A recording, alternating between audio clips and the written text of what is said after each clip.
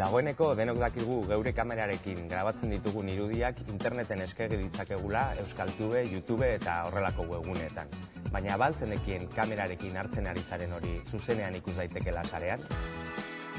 Irudiak zuzenean igortzeko balio duten zenbait webgune daude. Ezagunenak Livestream eta Ustream dira.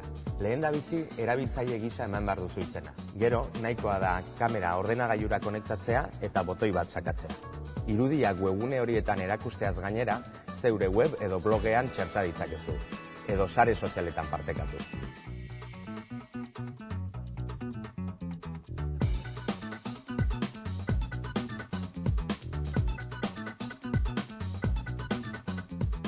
Bertsolari txapelketa nagusiaren finala adibidez, interneten ikusi ahal izan zen zuzenean.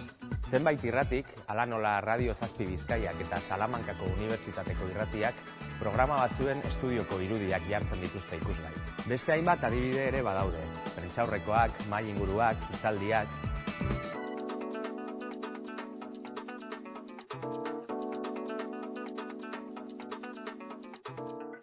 Sakelako telefonarekin zuk ere irudiak bidal ditzakezu. Adibidez, oporretara zoazenean edo gertaera baten lekuko bazara. Kik.com webgunetik aplikazio bat deskargatu, abiarazi eta listo. Mugikorraren kamerarekin grabatzen duzuna, sarean agertuko da une horretantxe.